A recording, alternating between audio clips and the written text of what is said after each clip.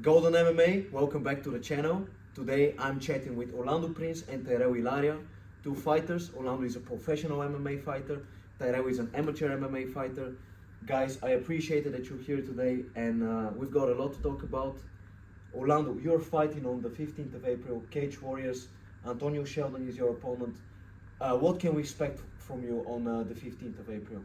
Well, I made a lot of changes since the last time. So I lost my last two fights, as you know, on decision, and I felt like I shouldn't have lost those fights. Felt like I was technically the better guy, but my gas tank, in the last rounds, kind of left me hanging, and made a lot of changes.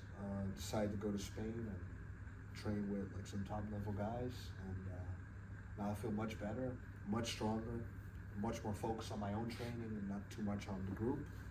And you can expect some great things. I'm gonna go for the W. I have to. And you trained in Spain with Ilia Tupuria. How does it feel to train with such a high level fighter? What did you learn training with those guys over there? Well, it's amazing. I always say you don't know what you don't know. And when you feel a level like that, it opens up your mind. It opens up everything. You feel like you have to start over again. Sometimes when you train in your own gym, you hit a wall, and you got to go out of your comfort zone. Search new people, search new partners to work with, partners that might not know your game, but also partners that might expose your game. And he definitely exposed a lot in my game and gave me a lot of things to work on, and I'm doing that right now. And obviously you said you lost your last two fights, both of them very, very close. Mentally, how do you deal with, two losses in a row? How do you deal with that mentally? How do you beat it? We come from the jiu-jitsu world, losses. You take losses on the regular, so the losses, of course, it's bad because it's on your record and it's forever. And people, they write you off, they put on the internet, oh, he sucks, or his jiu-jitsu's bullshit, or whatever, But you just gotta stay focused, stay focused on the things that went well in the fight. And there were a lot of things that went well, if I would have been submitted in one round or KO'd in one round, or just get my ass whooped, it would have been different. But I felt like both fights were very winnable and arguably should have been scored for me. I'll leave that up to the people that watch the fights, the experts. But yeah, I felt pretty comfortable. I'm pretty confident going out of those fights. That I could definitely take the next one. Yeah, and I always ask this question because obviously you've got a very well-running gym. You are the owner here. You're giving the lessons. You're the teacher, the coach. You don't need to fight. Financially, you don't need to fight. But where does the drive come from? What motivates you to keep on fighting? Fighting was my dream, and to be on this stage, I worked so long to get on this stage, and now, I'm on the stage, and it's a little bit double, because now when I'm on the stage, I don't have the time anymore to prepare well, I used to have the time, but I didn't have the stage, now I have the stage, but I don't have the time, so it's a little bit, a double-edged sword, however, I just try to make the most of it now, try to enjoy the ride, and try to hold the door open for the other guys to come in, Dashmar just had his first pro fight, and he won spectacularly, and now I can keep the door open for him at least to come in, and then for the other guys Tyrell, Kjeld, Nick, Jakub, all to walk in, Manasseh, all to come into the door as well, and if that is done, my mission is completed, Mm-hmm. So you're basically opening paths and giving this opportunity to the next generation of fighters. Mm-hmm. And now there will be 4 Dutch fighters fighting on that card on Cage Warriors on April the 15th. How does it feel to have people that you know, friends of yours, fighting together with them? How does that help you to be more confident? How does that give you more support and more confidence on that day? Well, it's always nice, you know, like probably we're all going to be in like the same dressing room, you know, like so the atmosphere is going to be like a little bit more amicable, you know, like it's going to be nice, going to be good, a good atmosphere, and that will always help you to like relieve the tension a little bit. That being said, with some of the guys, I'm not like that close, so I don't know them that much, you know, like I know Jordy and obviously Gassan over here, you know, a student, you know, like, so that would be really nice. The rest of the guys I don't know too much, you know, like, so. Yeah, I understand it, and I wanted to ask you now, Tyrell is also here, one of the biggest talents, in my opinion, together with Daishimar, the biggest talent that we've got here. What is next for Tyrell? Is he gonna take some time off? Is he fighting again on the next fight card of Cage Warriors Academy? What is next for Tyrell? So he's not going to fight on the next fight card. We decided, like, together with Tyrell and our striking coach, to take a little bit of time, you know, like get comfortable with like some of the mistakes that we've encountered in the last 2 fights, and like double down on the skills a little bit and try to get the confidence up. Maybe like branch out a little bit, or do some boxing or a little bit more kickboxing, and try to work a little bit more on the weaknesses, and then come back. He's still really young, you know, like, and he has already like, I don't know, like 8 fights or something, you know, so like the experience is there.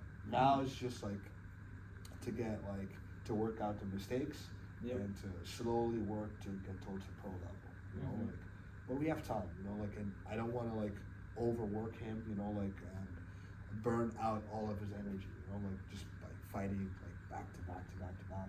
He already did like, I don't know, like 3 fights in like 5 months, something like that, you know, like, it's like, that's crazy, you know, like, so, take a little bit of time off, maybe like 2-3 months, you know, like, and then get back in there in the summer, you know.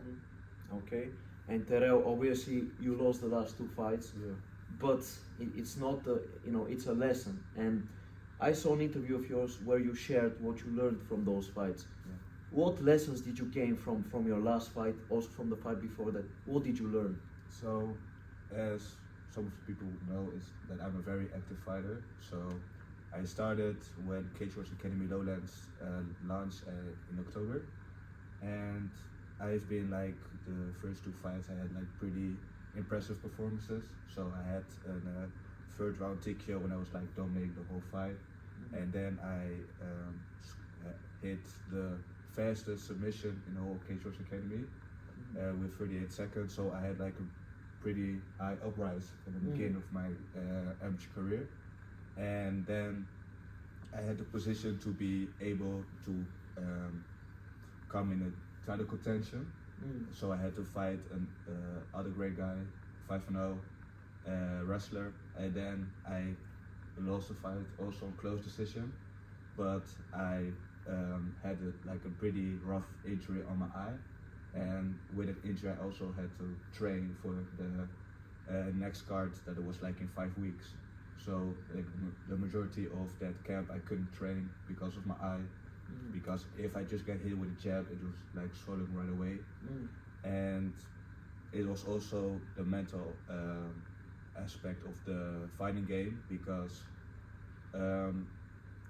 with the guy that was a wrestler, the fight before, my last fight, it was a game plan striking, but the thing was, the guy I faced wasn't a great striker. So there we couldn't like really see the holes in my game, because it was overall pretty good fight understanding, but I think it's more because the guy wasn't like a really skilled striker.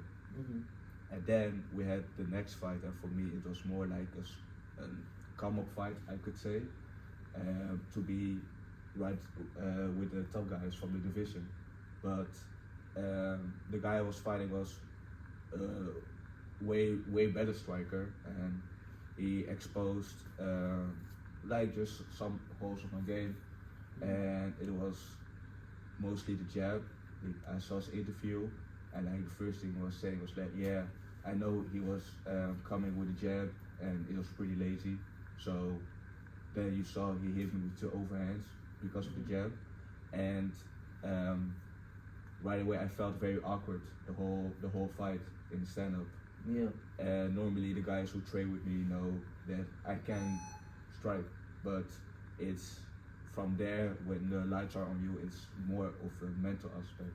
So I got the feeling that like when I get hit, I'm losing the fight right away, and then I'm gonna shoot for the takedowns. And of course, like the guy also said, yeah, he's doing the same thing. He did it all his fights, but he still couldn't stop it because I still put him on the cage. I still took him down every round, but I have to be very, I would say, vulnerable with myself and with my coaches, what my goals are. So I told them like some of the things that bother me when I'm striking or when I'm on the bright lights, and right now we're just working on it. I've been to Almere last week to train with some A-class kickboxers, and from there on we're just gonna like change the whole game. We're gonna change the whole striking department. So we're gonna say goodbye to the karate stance, and we're gonna say goodbye to the long distance for right now, and really focus on the basic and the fundamentals of kickboxing. Okay, so basically these losses were actually very good lessons for you, and now you know what you need to change, and you're already making the changes. How important was it to discuss it with your coach, with Orlando, to sit down and discuss, okay coach, I don't feel comfortable striking, mentally I'm not confident on the feet. How important was it to have that conversation with Orlando? And also Orlando, what do you think that now that Tyrell is making these changes, what do you expect to happen with Tyrell in the future? Well, to begin with, I thought his attitude after the fight was really good, actually. The last time, the fight against what's his name? Askabov. He was really upset, and it was a really close fight. It could have gone both ways, but he was really upset with the outcome. I can understand, like taking the first loss, like in Cage Warriors, and getting like kicked out of like the title contention. Of course, it hurts, However, this time, even though like we fought beforehand was a much more winnable fight, his attitude towards losing was way better. He was right away like, okay, like this went wrong, and it was much easier to talk to him about it, and we were more honest with each other, of course as a coach and like student, you also gotta get that trust, and already in the corner, maybe you remember, maybe not, like I already told him in the corner, like I think we have to take this first round like big, because it's close, it's a very close fight, and I didn't want to be like biased this time, because last time I thought like, okay, maybe we took it, maybe not, but this time I wanted to be really honest with him, so I thought like, okay, we have to work on this, have to work on that, and after the fight, we immediately sat down, we immediately discussed, what we have to work on, like the car back home, like we talk, the whole way back, like about like all the little things that need to be worked on, and I thought his attitude was great, and immediately the following week, he went to our striking coach Vigan, and trained there at Simpson Gym with a lot of A-class fighters, make videos, analyze the videos, come back, like train again yesterday, and adjust the mistakes that happen over there. So it's a constant process, and I think he's doing the right thing, and he's like growing as like not only as a fighter but also like maturing, as a man, because he's like taking more responsibilities for the mistakes he's making, Yeah. and that's like the most important aspect, I think. 100%. So Tyrell is growing as a person, he's getting mature, he's learning from his mistakes, and he will be back better than ever, I'm pretty sure about that. Orlando, obviously, your fight, 15th of April, Antonio Sheldon, it's a decent opponent. He fought against Jordi Bacchus, you were in the corner of Jordi. Yeah. Are there some weaknesses that you see in Antonio Sheldon? And would you be open to say what you see? Yeah, well, yeah, he's kind of prone to be cut. You know, like he cuts easily in his fights, so definitely be looking for that. For the rest, he's a pretty good overall fighter. You know, like he's a black belt in jiu-jitsu just as myself. He has some decent striking. I think his wrestling is pretty okay. But the pinning, you know, like it leaves much to be desired. I saw like a lot of like people like escaping his like top position. So it's going to be a really interesting fight. You know, like I think it's going to be like dictated on the feet, and whoever like gets the edge on the feet probably wins the fight. How do you beat him? By strikes. By strikes. Strikes, yes. 100%. Okay. So grappling is not necessarily the solution here. Yeah, you know, like he's a black belt, you know, like so I think like the jiu-jitsu, you never know, you know, because it's like MMA, and MMA jiu-jitsu is different than like jiu-jitsu, you know, so it might, if you get rocked or you get hurt, you know, like you get like tired, you know, like your jiu-jitsu is gonna go down, you know, like it's with everybody. So if he gets really tired or I get really tired, you know, like we might be more vulnerable on the ground. However, if we're both fresh, I think it pretty much cancels each other out, you know, so I think the fight will be determined on the feet. Okay. And Tyrell, when can we expect you back in action? When do you think you're stepping back in the cage? Well, I think what's the most important thing right now for me, and I think my coach agree, is just work on the striking. And whenever I feel comfortable, and if it takes 2 months, it takes 2 months, if it takes 4 months, it takes 4 months, then I think it's a good time for me to come back, because like we said, I don't even know, but I think I had close to, I think I already did 10 fights, but I'm just 19 years old, like the experience is already there, so I don't think there is a rush for me. And I think what's just the most important thing for me is to be honest with myself with the mental aspect, as we talked about, and striking department. So for me, honestly, I can't really tell you. Obviously, you know, I love to fight. I fight very frequently. I fight like almost every 6 weeks, like without even joking. And so it's not that I don't want to fight.